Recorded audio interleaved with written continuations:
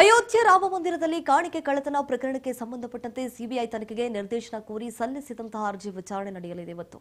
ಪ್ರಕರಣದ ತುರ್ತು ವಿಚಾರಣೆಗೆ ಒಪ್ಪದಂತಹ ಸುಪ್ರೀಂ ಕೋರ್ಟ್ ಈಗಾಗಲೇ ಪ್ರಕರಣ ಸಂಬಂಧ ಎಸ್ಐಟಿ ತನಿಖೆ ನಡೀತಾ ಇದೆ.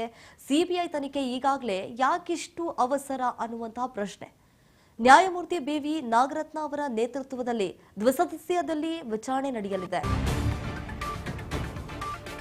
ರಾಮ ಮಂದಿರ ದೇಣಿಗೆ ಹಗರಣದ ತನಿಖೆಗೆ ಆಗ್ರಹಿಸಿ ಅರ್ಜಿಯನ್ನು ಸಲ್ಲಿಸಿದ್ದಾರೆ. ಇವತ್ತು ಅಲಹಾಬಾದ್ ಹೈಕೋರ್ಟ್ನಲ್ಲಿ 3 ಅರ್ಜಿ ವಿಚಾರಣೆ ನಡೆಯಲಿದೆ.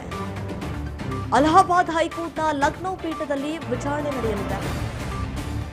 ಉನ್ನತ ಮಟ್ಟದ ನ್ಯಾಯಾಂಗ ಆಯೋಗ ರಚನೆ ಮಾಡಬೇಕು, ಕುಲಂಕುಷವಾಗಿ ತನಿಖೆ ನಡೆಸಬೇಕು, ಸಿಎಜಿ ಮೂಲಕ ಲೆಕ್ಕ ಪರಿಶೋಧನೆ ನಡೆಸಬೇಕು ಅಂತ ಹೇಳಿ ಮನವಿ ಮಾಡಿದ್ದಾರೆ.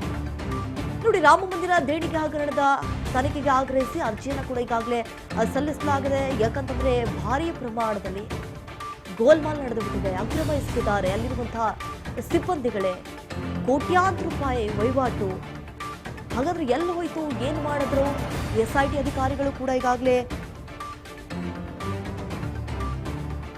ತನಿಖೆಯನ್ನು ಮಾಡ್ತಾ ಇದ್ದಾರೆ. ಕೆಲವೊಂದಿಷ್ಟು ಅಧಿಕಾರಿಗಳನ್ನು ಕೂಡ ವಿಚಾರಣೆಗೆ ಒಳಪಡಿಸಿದಂತಹ ಸಂದರ್ಭದಲ್ಲಿ ಅವರು ಕೂಡ ತಡಬಡಿಸಿದ್ದಾರೆ. ಸರಿಯಾದಂತಹ ಸಮಂಜಸವಾಗಿ ಉತ್ತರವನ್ನ ಕೊಟ್ಟಿಲ್ಲ. ಎಲ್ಲಿ ಹೋಯ್ತು ಕೋಟ್ಯಾಂತರ ರೂಪಾಯಿ?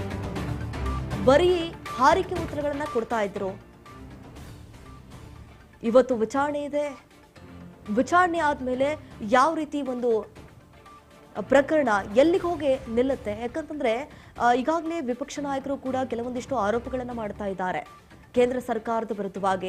ನೀವು ಸರಿಯಾದಂತಹ ಸಿಬ್ಬಂದಿಗಳನ್ನ ಅಲ್ಲಿ ಇರಿಸಿಲ್ಲ, ಸಾಕಷ್ಟು ಪ್ರಮಾಣದಲ್ಲಿ ಈಗ ಹಗರಣ ನಡೆದು ಹೋಗ್ಬಿಟ್ಟಿದೆ, ಮೋಸ ಮಾಡ್ತಾ ಇದ್ದಾರೆ, ಅಂಥವ್ರನ್ನ ಇಟ್ಕೊಳ್ಳೋದು ಎಷ್ಟರ ಮಟ್ಟಿಗೆ ಸರಿ? ಈ ಒಂದು ವಿಚಾರವನ್ನ ನಾವು ಸಂಸತ್ನಲ್ಲಿ ಪ್ರಸ್ತಾಪ ಮಾಡ್ತೀವಿ ಅಂತ ಕೂಡ ಹೇಳಿದ್ರು.